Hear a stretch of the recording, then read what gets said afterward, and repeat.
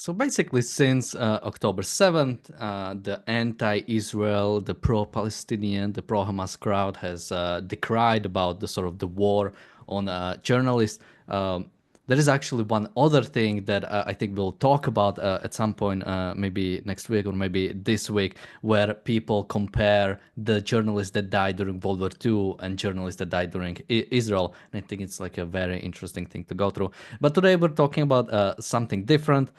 Basically, what has happened is a terrorist has been killed in Gaza. It has been announced by the IDF. He was killed in a hospital, and people are coming after Israel for it, saying they killed a journalist. So today we'll go through one of those people who are commenting on it, and yeah, I don't have much to say beforehand because a lot of it, it's not a long video, but so much is said there that I think we'll have more than enough to cover.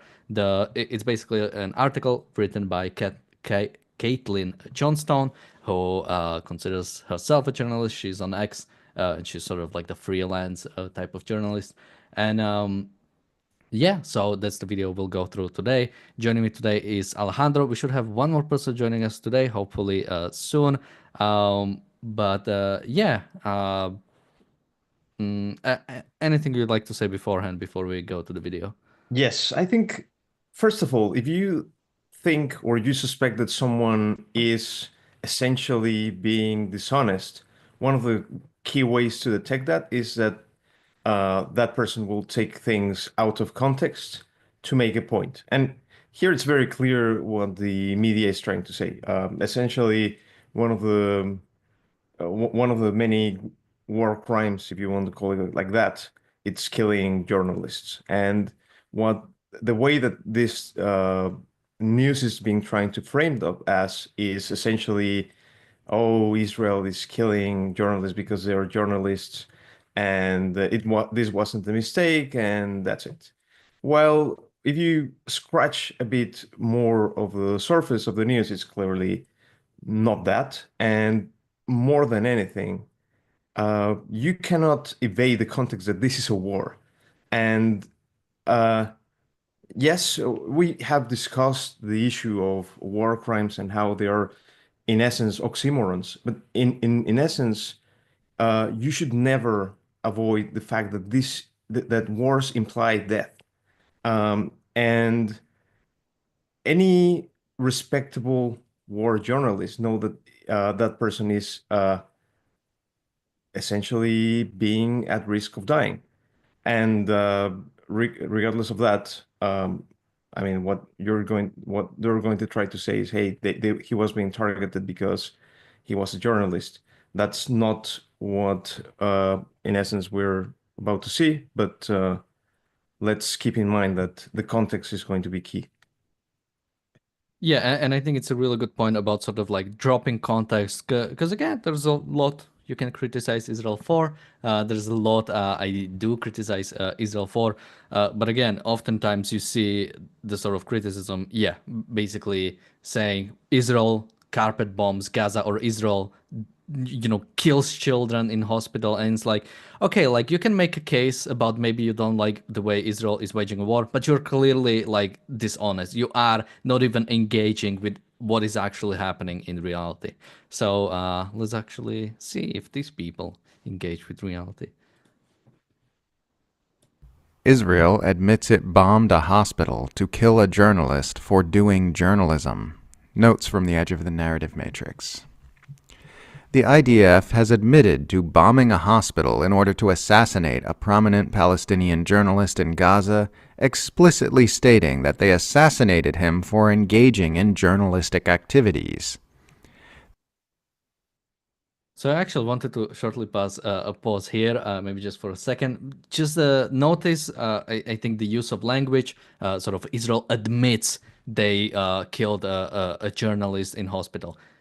No, they did a strike and then they announced they did a strike, as they always do. This is not something that, oh, we've discovered what Israel has been doing behind the scenes. No, they they didn't admit, and yeah, El Rito in the chat says they admitted, they reported. Yeah, they reported what they have done. This is not some sort of like admission of guilt or confession, which again, the sort of use of language, not to mention assassinate already implies some sort of like extra.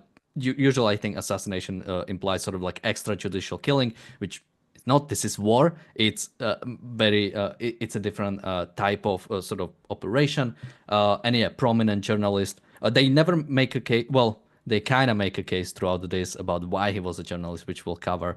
But yeah, Alejandro, anything to say on the use of language? Well, not to repeat a bit much of myself, but in essence, yes, that word of assassination entails something that it's extrajudicial or like spy related, when this, in reality, as you said, this is war. So let's watch a bit more. The official Israel Defense Forces account made the following post on Twitter. Don't let Asleh's press vest fool you. Hassan Abdel Fattah Mohammed Asleh, a terrorist from the Hamas Khan Yunis brigade, was eliminated along with other terrorists in the Nasser hospital in Khan Yunis. Asleh participated in the brutal October 7th massacre under the guise of a journalist and owner of a news network. During the massacre, he documented acts of murder, looting, and arson, posting the footage online. Journalist, more like terrorist. End quote. Documenting newsworthy acts and posting the footage online is also known as journalism. It's the thing that journalism is. So the name of this episode is What is Journalism? And the fact that somebody would say something like that, you either have to be a complete rationalist who somehow has completely divorced himself from reality and is not looking at what's actually happening. Because try to, what was October 7th? It was a terrorist attack and a declaration of war. Basically, one nation has, or a group of people has decided to breach a border and then go and kill a bunch of people. And they took some people with GoPros with them to record and post what they have been doing. Is every single Hamas member that had a GoPro camera or that had a phone and recorded, are all of them journalists now just because they recorded what they were doing? If there was a terrorist attack in France or in Paris, if they took somebody who recorded everything with them, is that person somehow a journalist and now he is sort of devoid of any responsibility for what he did? The reason, and I think you mentioned it at the start, the reason why we talk about sort of journalists is they are supposed to, under international law and under some local laws as well, they are supposed to be sort of like protected under special circumstances to allow sort of like a unique job they are doing. And on the other side, they are not supposed to help the workers in any way. These people were simply spreading propaganda. That's what they were not there to provide some sort of objective sort of interpretation of the events or anything like that. They were part of the group that breached the border on October 7th and decided to go kill innocents in Israel. Alejandro? Yeah, and let's try to Stillman. Like here, one of the things that simply cannot see, cannot watch on TV is these documentaries of the cheetah eating the lion. And you could say, yeah, a journalist, a documentary journalist has to film the cheetah eating the zebra and has to be just an observer. He cannot go into the wild and save the cheetah, the zebra or the poor animals which are being eaten by the crocodiles. That's true. But if you like think a bit further than that, and this is essentially what you said, Daniel. If you were like an outsider and you were like, "Hey, I'm just recording this, Mr. Hamas gentleman. I'm just here with a camera to see what you're doing." If that were the case, you would have been shot in the head, as many people were shot in the head during October 7th. You had, if you were documenting this, you had to be part or an amicable part of Hamas, and any kind of publishing has to be related to a propaganda or a positive view of a terrorist group.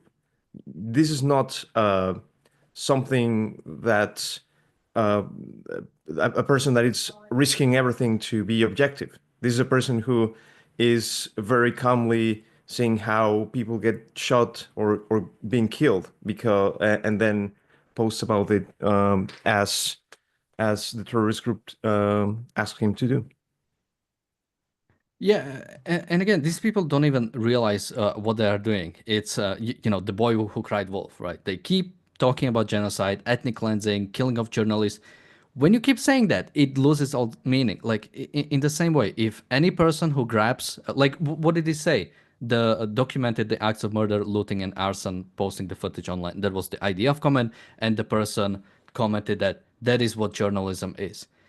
If simply like having a phone and having record on is what makes you a journalist, which again, like the reason why we don't say this is simply sort of like person who records something is so they have a certain protection.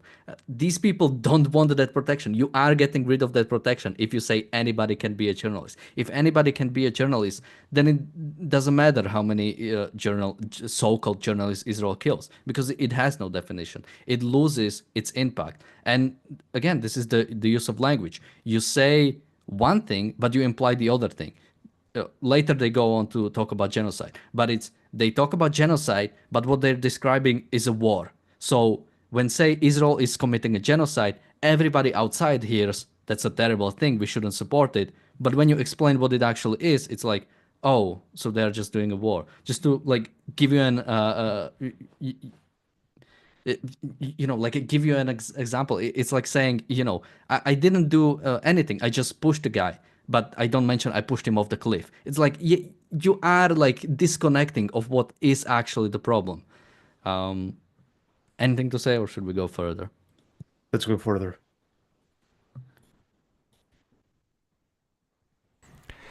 Asli was killed in the hospital's burn unit while he was recovering from a previous Israeli assassination attempt in which they bombed a tent near the same hospital. That's right, kids.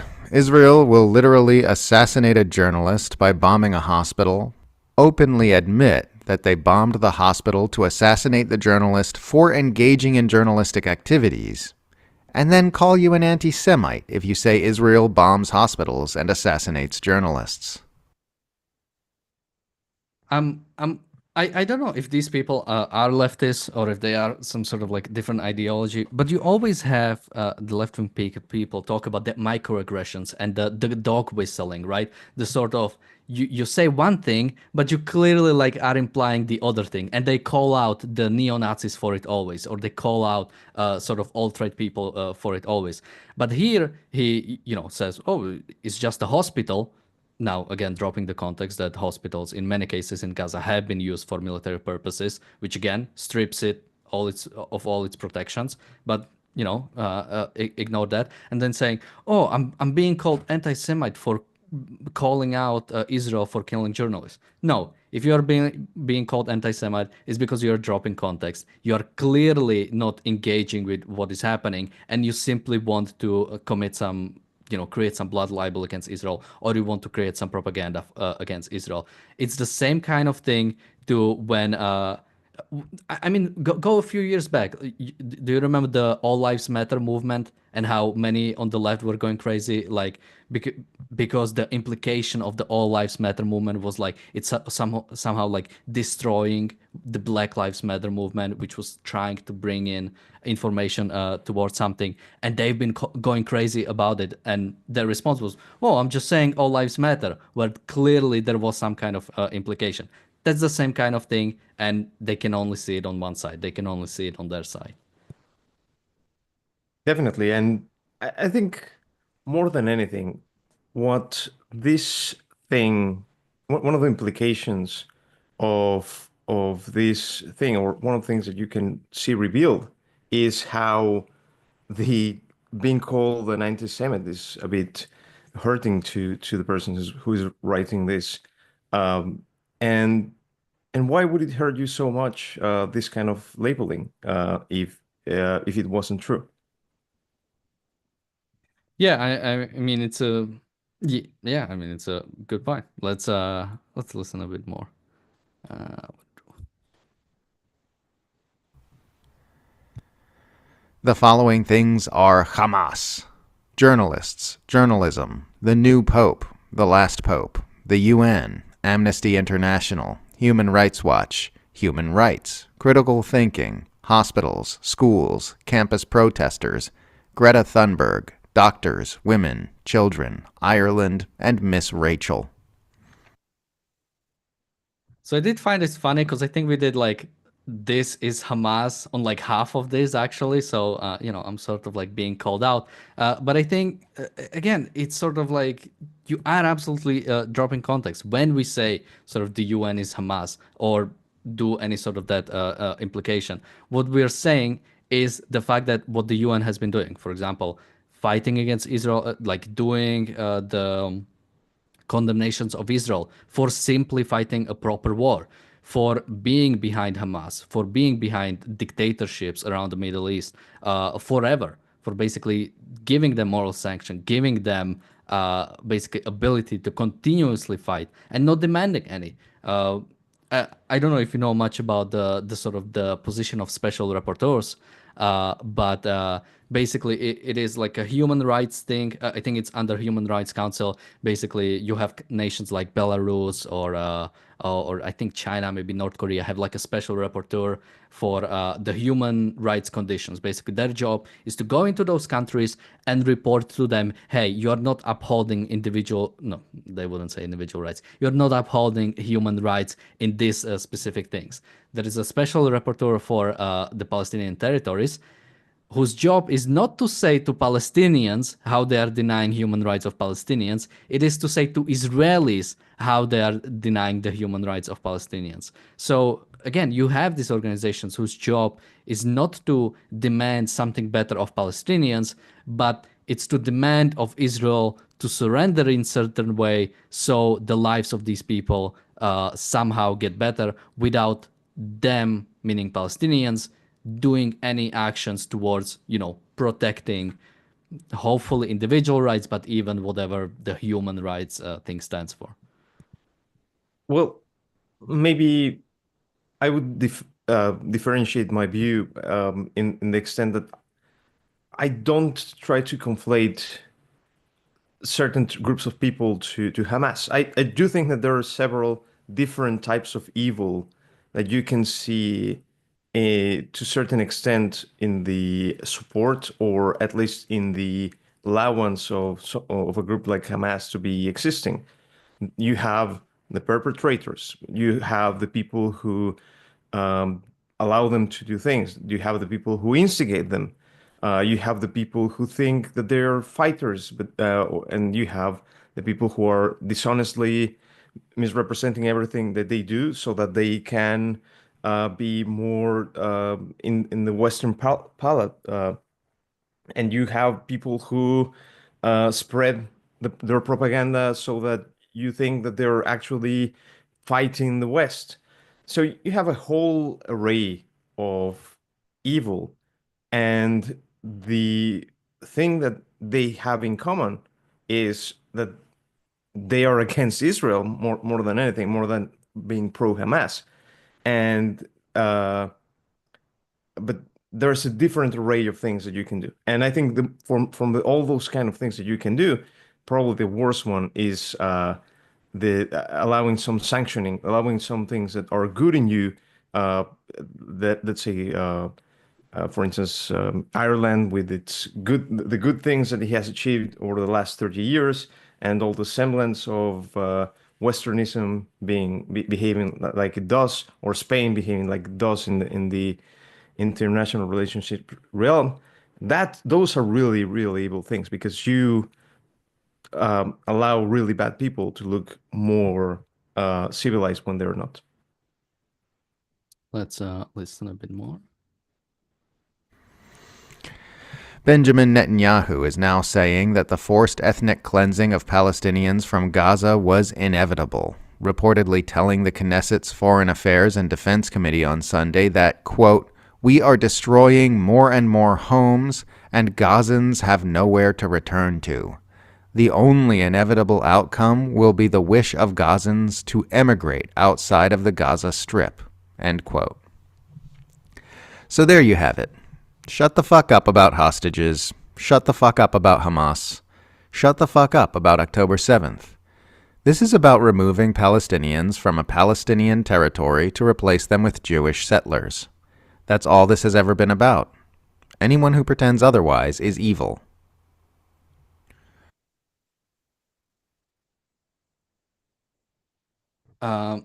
So again, like I'm wondering. I don't know much about this person and how much they know about this conflict, but again, trying to say that this was it was always about the ethnic cleansing. It was always about removing Palestinians from Gaza. So Palestinians were removed from Gaza before October 7th. No, of course they weren't, because it wasn't. Oh, about ethnic cleansing. It wasn't about, and even the term ethnic cleansing. I mean, he said forced ethnic cleansing, which I think is a funny way to, because like ethnic cleansing already implies force. Um, but yeah, no, something happened on October 7th. Palestinians decided to go on another suicide war against Israel, and they are losing it. And this is what happens when you lose a war.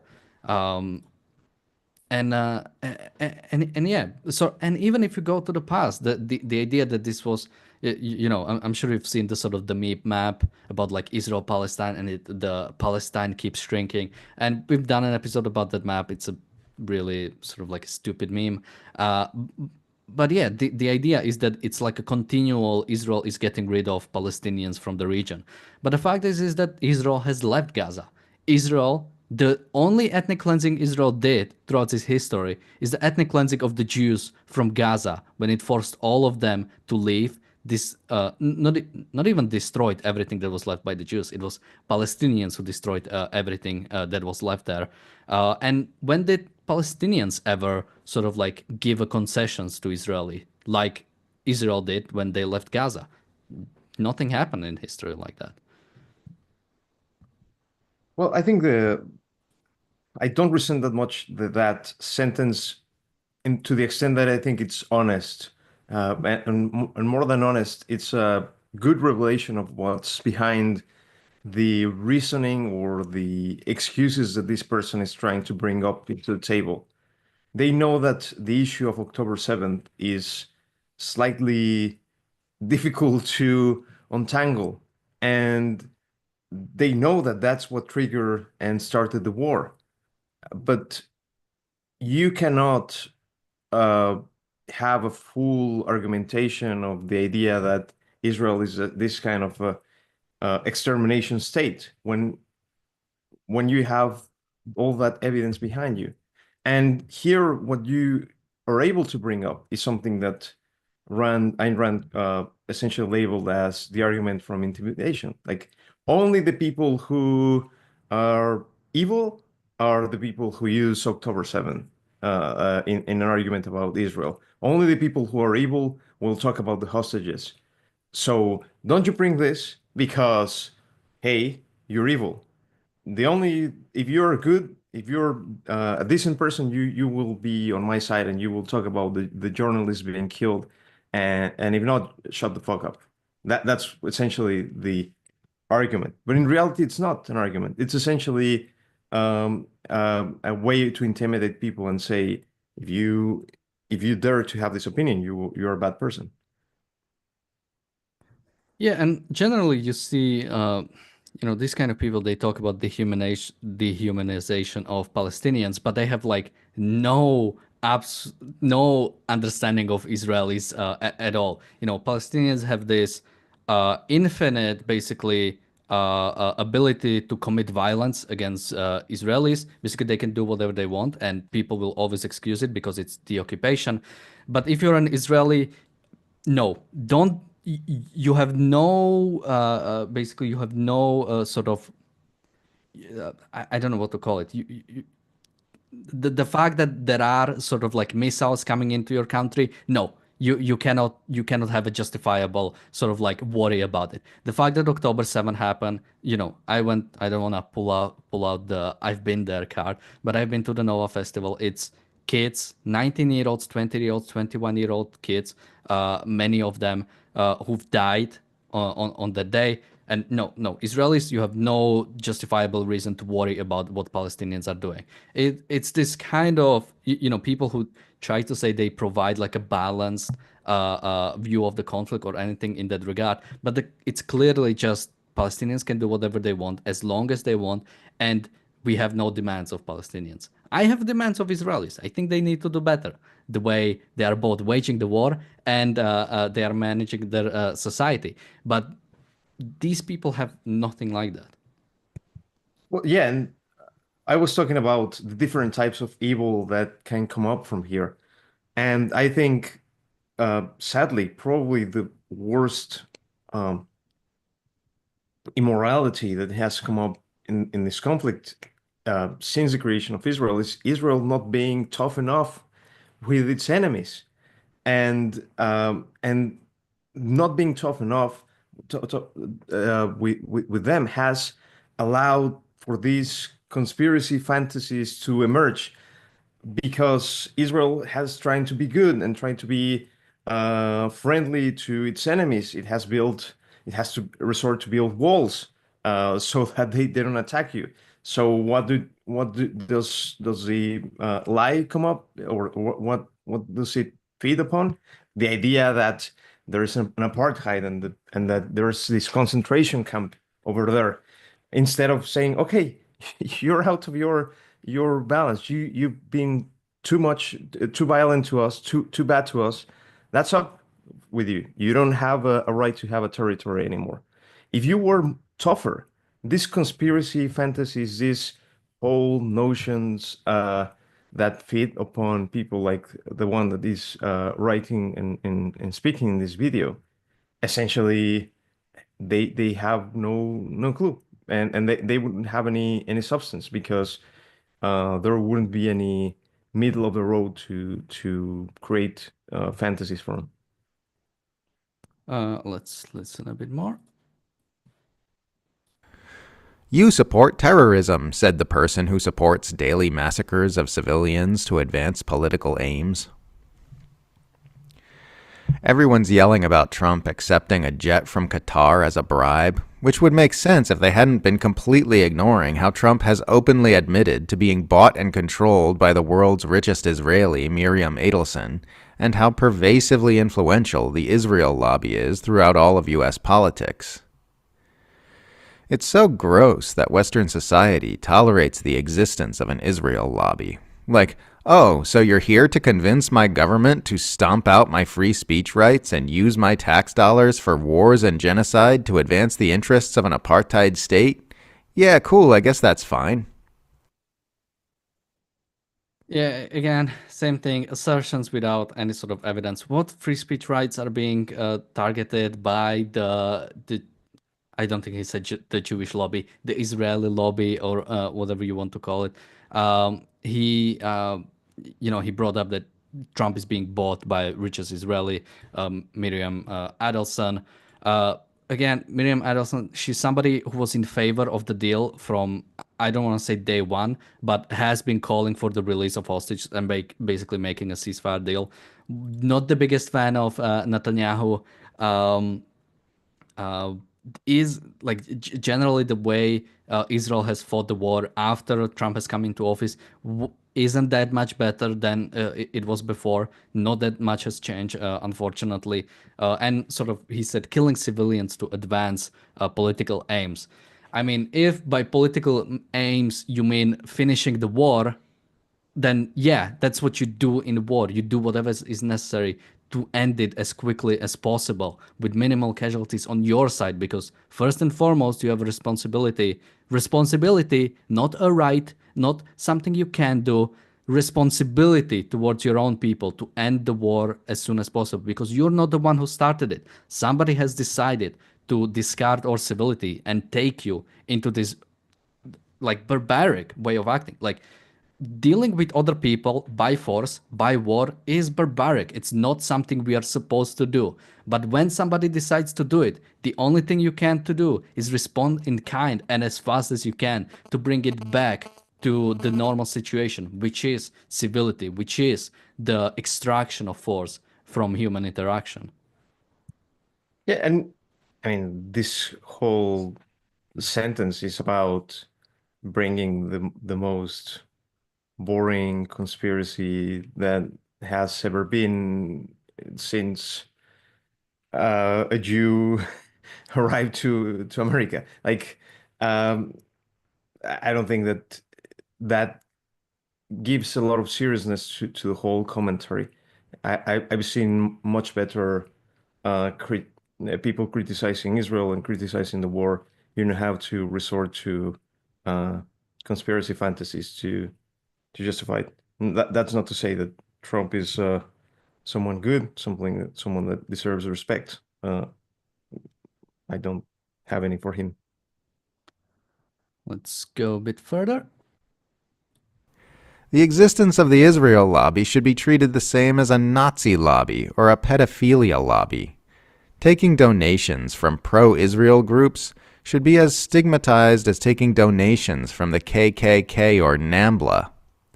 It's not okay that each Western nation has its own high-powered lobby group whose whole entire job is to insert itself into key points of influence and persuade our governments to destroy our civil rights and commit genocide. Nobody should be tolerating the existence of these groups. Okay, so here, I have sort of like two things to go to. Either, how do you even talk? I cannot imagine how I would even talk to somebody like that, somebody who's so full gone and basically has no desire to actually engage with anything. And the second thing is sort of like I think he just reads it. It's an article from, as I said at the start, I have her name, Caitlin Johnston, and he is simply reading it. Yeah, I mean, what is a lobby? It's basically citizens are coming together in America. They have a certain view of the world. They have a certain sort of hope that they want something a government should do, and they advance their goals by supporting their candidates, not simply through talking, but by supporting their campaigns. So you have the gun lobby, because for preserving of the Second Amendment, for example, you have I mean, every industry probably has a lobby, every company has a lobby because of the amount of mixed economy we are in, where the government's role right now is to give out favors and do all of that stuff. So yeah, I have a problem with the lobbies to the extent that you are able to ask for too many things, or to ask to legislate for too many things, or to get certain candidates to put forward maybe too much thing that there is. But if you go to geopolitics, if there is a sort of like every Western country has a lobby, you have a definitely a NATO lobby. You have specifically the Jewish lobby, which is people, mainly Israeli Americans, but also many just generally Americans, because America has a sort of like a unique relationship with Israel, and they want America to keep that relation. They want to support them. They want, because you have so many American Israelis, they want to keep that nation alive, to basically preserve that relationship. And to that end, they support candidates that are saying that they would do this. What is wrong with that? Again, he goes on to talk about how this is like supporting genocide, but you are like, that is just not true. So I don't know what to say to that. Like, yeah, if there was a Nazi lobby, yeah, it would be bad. The Jewish lobby, whatever you want to call it, is not a Nazi lobby. I cannot like argue as those two things are the same thing. And again, I would support the idea that certain lobby groups should not be treated with and should be shamed upon. In my view, I think there are too many pro-Muslim lobbies, which I don't think they're too good, or uh, they're sheer policies that I really don't support, and which lobbies do. And I think they should be shunned away if people were more thoughtful. Uh, that having a lobby doesn't mean you're a good person or a bad person. Let's listen a bit more.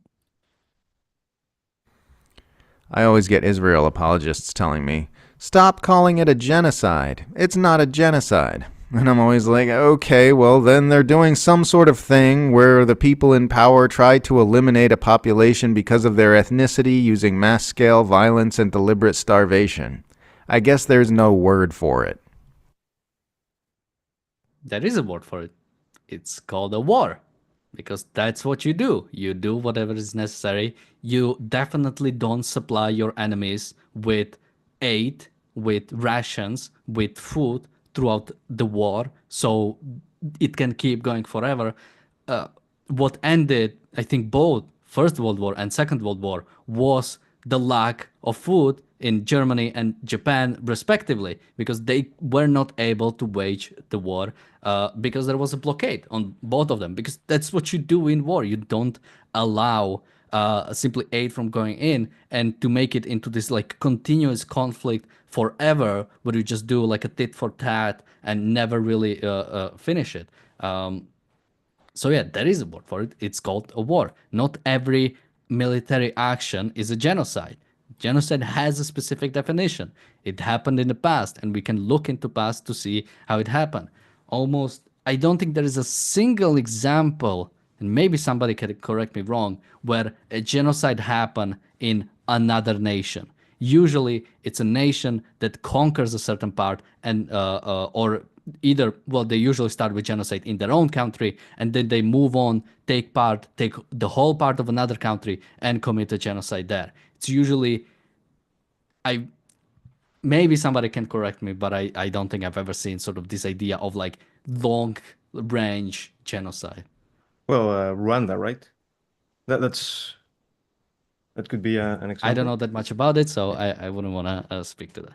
Um, But no, I think even that one was it was they started killing the people in their sort of the area they were controlling.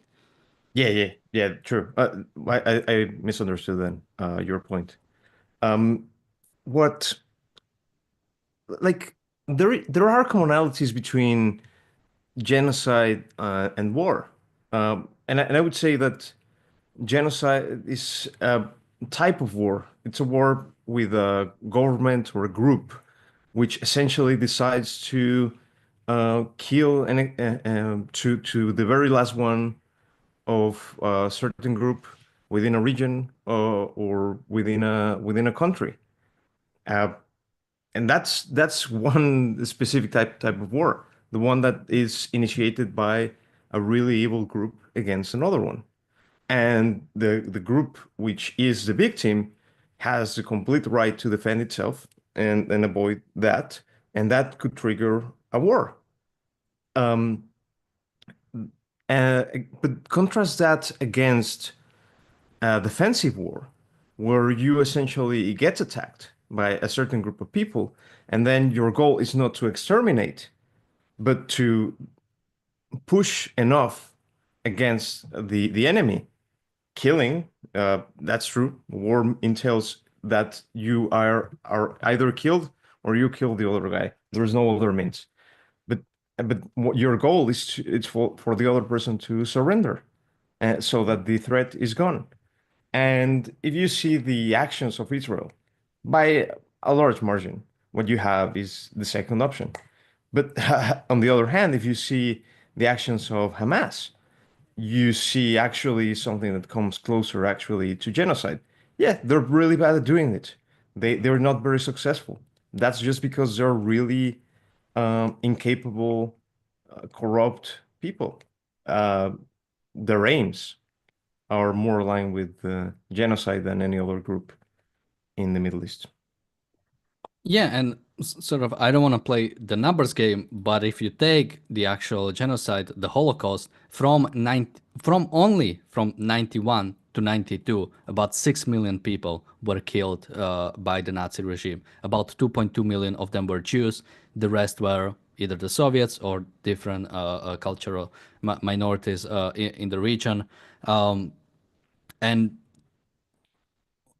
this whole so and in the same time frame, Israel since October 7th has killed, if you take the Hamas number, has killed about 50,000 people, not civilians, 50,000 people in total, including so the number I said by the Nazi regime, it wasn't like I'm counting sort of the allies in the West who were killed. I'm only counting the people who were actually genocided, who were put into camps and killed or put against the wall and simply shot, including prisoners of war in the East.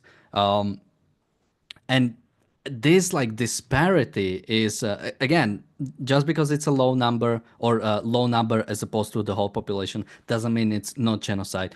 But if like again, the fact that nobody even looks at that and says like, if this is a genocide, it's a really weird kind of genocide. The fact that the same people talk about Gaza is completely leveled, and it is not to a high extent, unfortunately. But the large parts of Gaza are leveled, and the fact that you have like whole sort of like neighborhoods wiped out and nobody almost died, at least compared to the like whole population.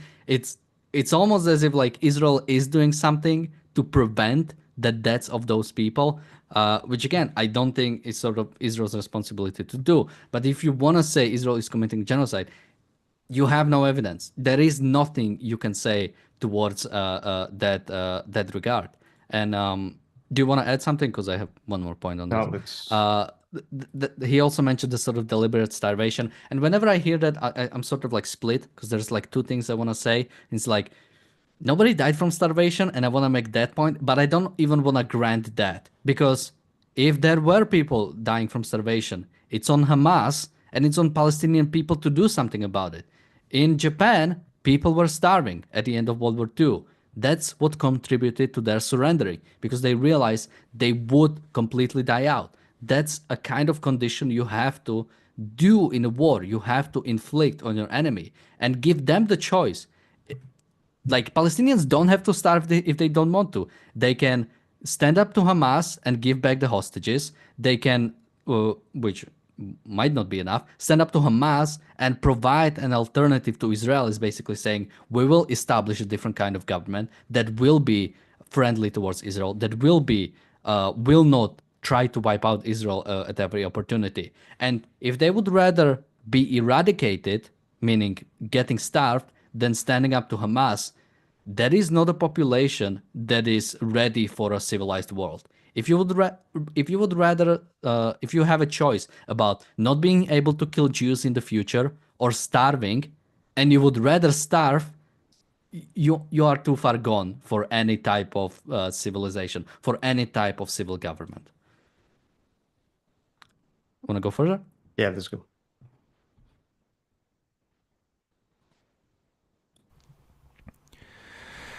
The last year and a half in Gaza is a strong enough reason to dismantle the entire US-led Western Empire. The Gaza Holocaust could end tomorrow, and it would still be reason enough. All the empire's other worldwide abuses could have never happened, and it'd still be reason enough. In Gaza alone, the empire has already established beyond any doubt that it should not exist, even if you ignore all its other crimes throughout the Middle East, Latin America, Africa, and Asia. If you would perpetrate history's first live-streamed genocide in full view of the entire world, then you are not the sort of power structure who should be leading humanity into the future. If you would inflict the kinds of abuses we've been watching on our screens for the last year and a half upon helpless human beings who have done nothing wrong, then you should not rule the world. Your rule must end. The alternative is to let the fate of humanity be determined by genocidal monsters. This is simply not an option. The sooner the U.S. centralized empire ends, the better. The cashing in. What? The cashing in. That's what's it all about. Yeah, I mean, again, sort of, he says innocent Palestinians. I mean, what can I even answer to that? The fact that Palestinians have contributed to October 7, have joined with Hamas on October 7, Palestinians have kept the hostages in their homes. Hostages were kept in hospitals with full view of Palestinians. Not a single Palestinian has stood up and said, here are the hostages, here is an information against Hamas. Like, this amount of collaboration wasn't in Nazi Germany. This amount of not then like nobody is rebelling, nobody is trying to stand up to the regime. We've never seen that ever in any sort of situation. Palestinians are completely bought in with Hamas, not afraid. They are bought in. Even unless you want to say that sort of like Palestinians are more afraid of Hamas than like the Germans or the Czech or the French were afraid of the Gestapo, which I don't think you can make that case. And even those people stood up towards them. They shielded Jews. They tried to fight against the regime. This amount of collaboration is, again, unprecedented. And you want to say they are innocent? You want to say, and of course, children are innocent as ever, but you want to say these people have no sort of like do not pay for what they are doing. If you want to accuse Americans, if you want to accuse people who support Israel in America as they are complicit with genocide, but the Palestinians who have joined October 7th are not complicit with the regime, they are innocents, you clearly have an agenda. And I think whoever called you anti-Semitic was probably on the right track to describe you. Or it cannot be, it can be something different than anti-Semitism. And it's not something that it's not much better. Because, and let me bring it back to something that at the start of the war triggered me a lot, triggered a lot of thoughts in me. And that's that when you see the Houthi flag, that someone described as a Mexican restaurant in Dubai, but in reality, what you see, what it says is in very small letters, death to Israel, in larger letters, death to America, and then in very small letters, like, yeah, God is great or something like that. And I think that's the thing that sparks these movements. It's not the idea that God is great or the idea that you want to build a civilized country or a happy country or to live or to drive a flourishing life or a flourishing new political system. What is driving you is that death to America, death to Israel. You see something good and then you go over it and try to destroy it. It's anti-Westernism. Yeah, maybe you don't hate the Jews because they're Jews. Maybe you hate Western people because they're Western people. Wow. Maybe that doesn't make you a much better person. And I think that's the whole sentiment that is behind this. It's and that's why maybe it wasn't written by a leftist. It can be written by a libertarian very easily. Um, in to the extent that this is an anti civilization, anti right respecting countries. So this is the cashing in that comes from the whole framing of the whole issue as this is an assassination. This is this is regardless of this being a war, this is something that shouldn't happen. This is a war crime. This is really ugly. This is really bad. I don't care about Palestinians. Palestinians are innocent. This is just Israel behaving like that. This is all how and where it compounds to. Yeah, and I think we've covered most of it, despite it being what is it, 6 minutes video. We can spend an hour talking about it because there was so much. I mean, not much new. We've heard that before. We keep hearing the sort of the same argument because yeah, as you said, many people are simply anti-American, anti-Israeli by sort of default from the philosophy that they are arguing for. That's why nobody demands anything from Palestinians because they do not want Palestinians to change. They are okay with the type of government or the type of I don't want to say civilization, barely society they are trying to engage. They want to bring America to the same level. They want to. That's why you have to sort of say that Israel is just like Hamas because you have to bring them down to the same level. So you can say, well, doesn't matter. Um, So yeah, with that, Alejandro, any last thoughts, and where can people follow you? If Just the people. one last thought, and that is that a point that I have been stressing out over the last 2 years. Altruism, it has an acausal view of ethics. It doesn't require you to think about why things are that way, what is the nature of the person who committed something. The only thing that it asks you is, hey, this person is in need, and therefore you must give up whatever you have to them because you're less in need. It doesn't ask why that person is in it. It doesn't ask if that person deserves to be in it, if that person was a good person. It only sees that that person is in it. And the whole thing that is able to fuel a commentary as the one that we were able to see is that a causal view that, hey, this person, this journalist has been killed. He's a victim. Don't think about why he's a victim. Don't think about anything else. He's a victim. Feel pity for him. Israel is bad. And if you challenge the whole view of altruism as that, as a moral view, as something that you should be holding as, then this argument makes no sense. So challenge altruism, challenge the view that need implies an obligation. Well, and with that, thank you for joining me today. Thank you, everybody, for watching. We'll be back tomorrow with another episode of the Daily Objective and the Reality Show. Thank you again, and bye bye.